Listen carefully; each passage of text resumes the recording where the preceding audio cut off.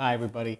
I'm Dr. Doug Adler. I'm a professor of medicine at the University of Utah in Salt Lake City, and I'm also the senior associate editor for gastrointestinal endoscopy. I'm joined today by Dr. Joseph Feuerstein of the Beth Israel Deaconess Medical Center to discuss his paper in gastrointestinal endoscopy, detection rates of dysplasia in patients with inflammatory bowel disease using dye-based chromoendoscopy compared with standard and high-definition white light colonoscopy, a systematic review and meta-analysis. Congratulations on your paper. Thank you very much. So you're at the BI Deaconess. Correct. All right, so I just have to acknowledge that I was a resident and I did one of my fellowships at the BI Deaconess, so I have walked those halls many a night. So tell us, before we get into the meat of the paper, tell us where the idea to address this question came from. I think a lot of this started with already starting actually also during my fellowship at Beth Israel and then continuing as an attending there. It was just, we have so many patients with inflammatory bowel disease. We know that colon cancer is increased in a subset of our patients with inflammatory bowel disease. And the question always comes up is, are we providing our patients with the most evidence-based care? And we started doing more chromoendoscopy after the scenic guidelines came out, and it got exciting seeing the blue colon. Mm-hmm. But then You're the question, using methylene blue? The methylene blue, correct. And then the question started coming up is, are we really seeing more dysplasia that's of relevant? And then we started doing more just of our white light, high definition scopes, and anecdotally, we just weren't seeing a difference. And that's where finally we started asking that question, well, what does the literature actually say? And that's what stimulated this interest in going back to the original literature and trying to combine it in a meta-analysis. Right, so you're trying to assess what is the true value of chromoendoscopy in inflammatory bowel disease. Correct. And the chromoendoscopy, it's fair to say, if you do it in the context of a colonoscopy, it does increase your time and it does increase your cost, especially if you use a spray catheter. Right? Some people just inject it through the scope, but many people use a spray catheter, which, that's not free. Correct. And the methylene blue itself is costly, and almost no insurance company right now will reimburse for it. So it just increases the cost, increases the turnover time. So there are these significant sunk costs associated with methylene blue use. I'm curious, do you know how much methylene blue costs? I don't actually know. So I actually had no idea either. I finally asked our purchasing person. He mentioned it was actually $150. $150? So Okay, well, it's not cheap. The study is highly warranted. So did you do the stats yourself, or did you have a statistician? So I did them myself. Oh, well done. I've done many, many meta-analyses, but I don't do the stats myself.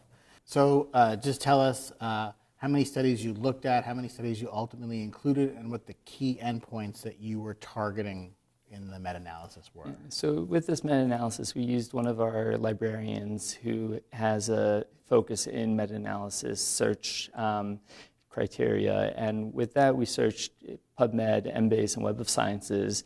We came out with a very large number of studies of 27,904 studies, partially because we really wanted to make sure we were not missing any studies relevant to our question. And from that, with a group, we were able to whittle that down to a total of 10 studies. And we were really focused on looking at a per-patient analysis of dysplasia, where sometimes what ends up happening is that in one patient, once they have some dysplasia or polyps, we know that you may also find multiple polyps in that patient. And we really wanted to answer the question of looking at a patient with inflammatory bowel disease. If we want to make sure that we don't miss a patient with dysplasia, how can we see that difference with chromoendoscopy versus white light endoscopy? And with that, our endpoints, we decided to look at basically going with also how the literature was designed as well. So some of the literature is with standard definition white light endoscopy, and others are with high definition white light endoscopy. And how new or old the studies are. And there we started to realize that maybe we shouldn't be combining these together. So we decided what we wanted to look at as an outcome was an overall outcome of dysplasia per patient. So we were only looking at ideally one colonoscopy per patient. And then we wanted to differentiate that between standard definition scopes, high definition scopes, and then also based on study design of a randomized controlled trial versus a prospective observational study, where the underlying methodology is different and may lead to different outcomes as well. How many of the 10 included studies were randomized? So there were a total of 6 that were randomized out of the 10. So 3 were with standard definition scopes and 3 were with high definition scopes. Okay. So what were your key findings? And our key finding is that if you look at overall comparing chromoendoscopy in randomized controlled trials to white light endoscopy, then when you look at it more carefully, there's definitely a benefit of chromoendoscopy when you compared it to a standard definition scope. But when you compare it to a high definition scope, which is much more common to what most of us are using in practice. Essentially universal, for example, in the United States. Correct. And that's where all of a sudden the forest plots, it starts to cross the line of unity, indicating that there is no difference between chromoendoscopy and high definition white light endoscopy with biopsies. So a bit of a surprising finding, right? That chromoendoscopy didn't do better. Correct. Right? So, I mean, some of it shows that the technologies are competing, right? The optical technology, the endoscope, and high-definition video processors is competing with chromoendoscopy. And I think what we found from this is also what we saw in our own practice is that often when you use chromoendoscopy, it may highlight small, subtle areas. You may look more carefully. But the truth also is with our high-definition scopes, it really provides incredible resolution when you look carefully.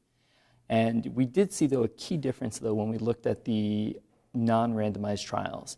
And in those cases, both the standard definition scopes as well as the high-definition scopes were both significantly inferior to chromoendoscopy.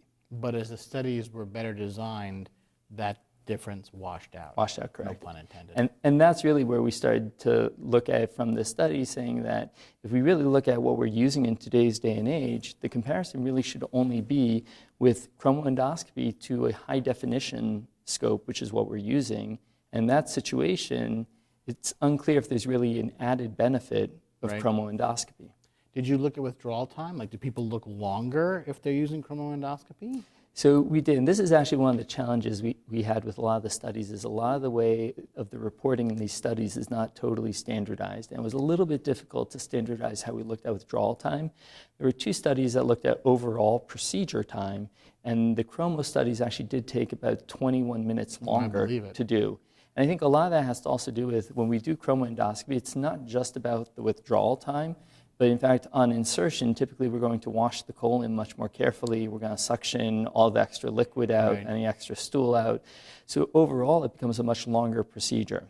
When we looked at just withdrawal time, there were only 2 studies that we were able to put together and compare. And there it actually only increased withdrawal time by about 3.5 minutes. Although not too bad. I think overall it definitely does increase our time when you look carefully, and especially if you use a spray catheter, as you'd mentioned before, because anytime you want to biopsy, then you have to take that catheter out, put your biopsy forceps in, which burns and start over. 60 seconds. So if I'm reading you right, your take-home message is chromoendoscopy.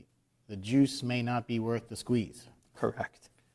Any specific times you think you definitely should use chromoendoscopy, or not necessarily based on the data? So I think based on the data, in theory, if I just looked at the data, I truly would say is that our high definition scopes are excellent, and we really could just be using them. That being said, in full disclosure, in my high-risk patients, for example, someone with primary sclerosing cholangitis, or those with a significant family history of colon cancer, or personal history of colon cancer, I still wonder if doing more is better.